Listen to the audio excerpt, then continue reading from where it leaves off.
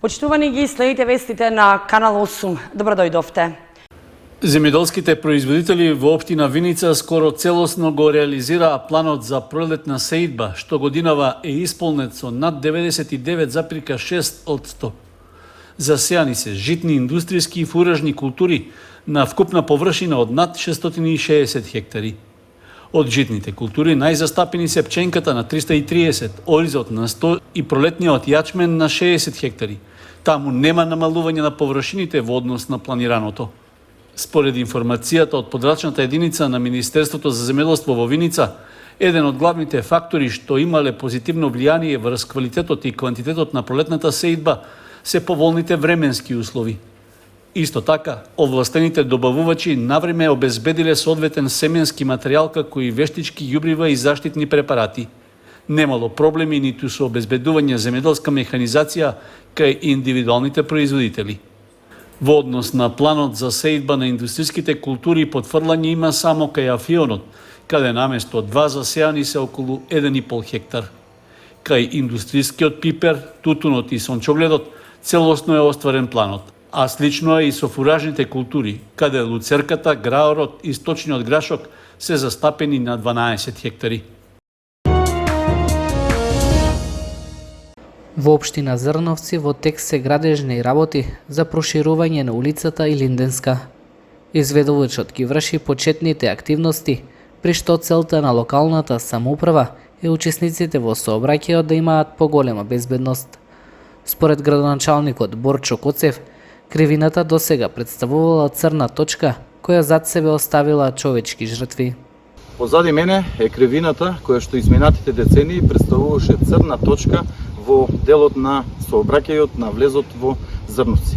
Со реализација на проектот изградба на тротоарна улица Илинденска, освен урбано уредување на административниот влез, ја зголемуваме и безбедноста на сите учесници во сообраќајот и проширување на кривината која што изминатите години има однесено и човечки жртви. Додека се одвиваат градежните работи, се повикуваат учесниците во сообраќајот да ја почитуваат поставената сообраќајна сигнализација.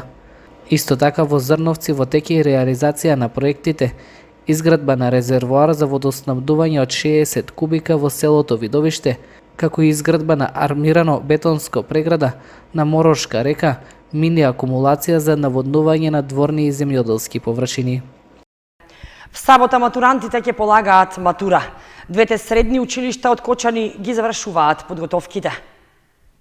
Двете средни општински училишта од Кочани ги извршија последните подготовки за полагањето на матура. В сабота матурантите го полагаат екстерниот, а на 8 изборниот испит. Новина од оваа учебна година е тоа што 4-годишниот материјал ќе го полагаат во поголеми простории со кои располага училиштето. Пред да влезат, учениците мора да ги исклучат своите телефони. Наставниците можат само да им укажат на учениците да го сторат тоа, но не смеат да ги претресуваат. Поголем дел од матурантите во гимназијата Љупчо Сантов и средното општинско училиште Гошо Викентиев се одлучиле за државна матура. Според новите правила на државниот испитен центар, оваа година матурата ќе се реализира во големи испитни простории. Нашето училиште веќе е подготвено за тоа. Вкупно државна матура ќе полагаат 90 редовни ученици и 8 воредни. 34 ученици ќе полагаат завршен испит. Во 8:45 учениците веќе треба да бидат пред училиштето, а во 9 е распределбата по испитни простории. Од 10 часот почнува испитот македонски јазик и литература. Во нашето училиште се завршени финалните подготовки околу организација за полагање на државната матура утре 1.6.2024 година.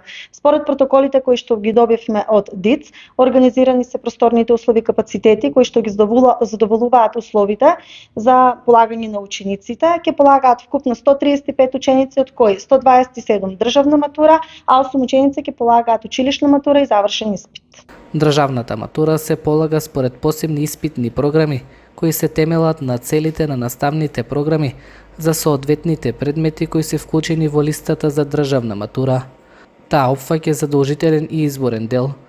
Училишната матура е наменета за учениците од гимназиско образование кои не се определиле за државна матура.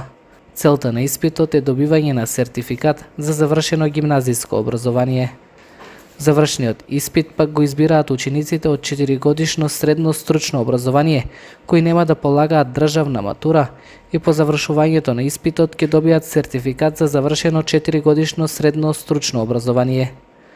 Матурантите кои во јунската сесија нема да ја положат државната матура, ќе имаат можност да се пријават за сесија во август, кога двата екстерни испита ќе се полагаат на 12 и 14 август. Регистриран зголемен број на телефонски измами. Најчеста група се постарите лица од Кочанскиот регион. Целта е да се изнудат пари. Во изминатите денови преку телефонски јавување кај повозрасни граѓани на Кочани, непознати лица преку лажно представување вршат измами за случајни сообраќајни незгоди, во кои наводно жртви или тешко повредени биле членови на семејствата и други нивни роднини. Со тоа се создава огромна вознемиреност кај граѓаните, а целта на измамите е да изнудат пари за наводна помош при понатамошна постапка. Најчесто жртви на ваков вид измами се повозрасните граѓани, кои повиците ги добиваат на нивните домашни фиксни телефонски броеви. Надлежните служби апелираат на предпазливост и внимателност, да не се наседнува на повици од непознати лица. Потребно е секој ваков случај да се пријави во најблиската полициска станица.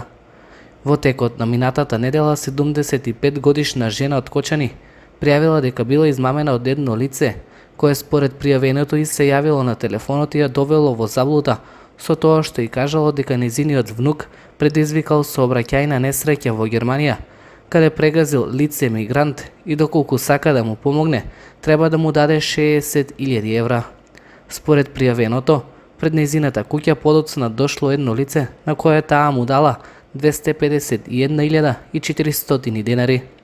Ваквите случувања во Кочанскиот регион се зачестени од почетокот на оваа година.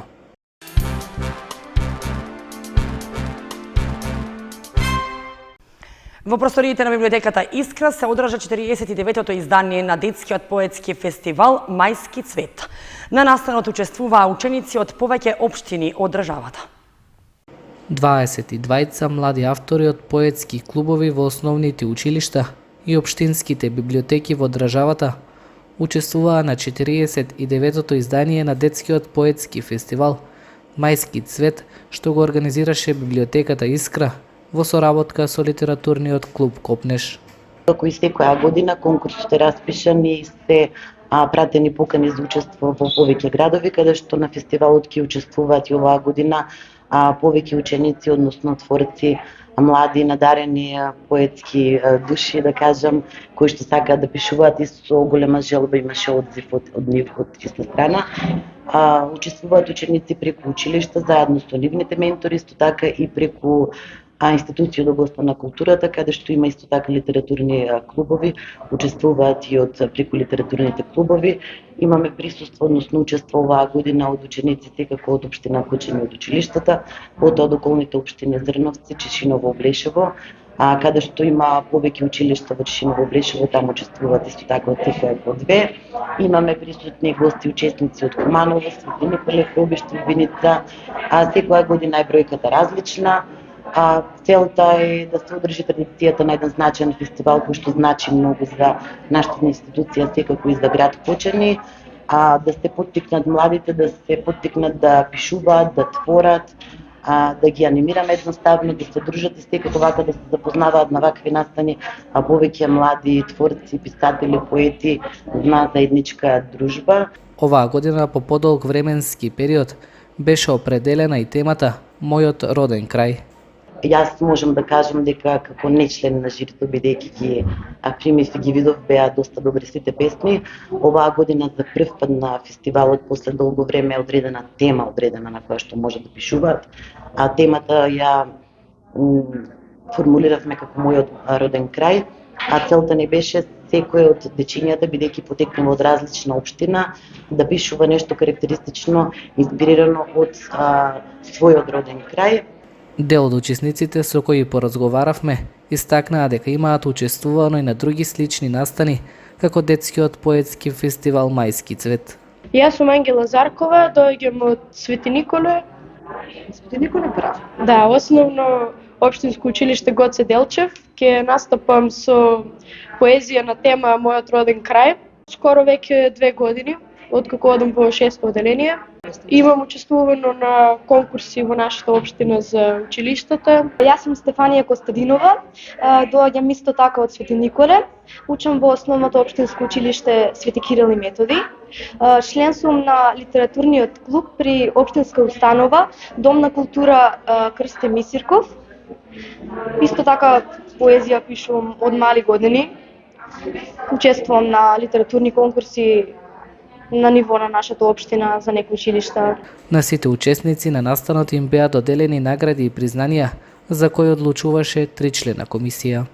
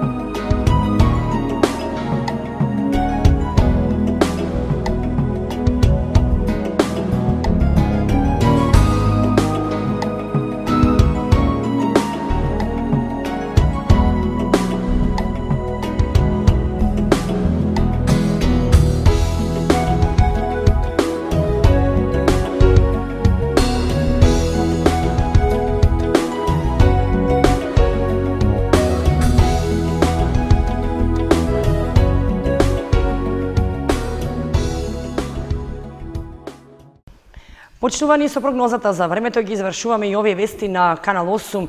Ви благодариме што бевте со нас. Довидување.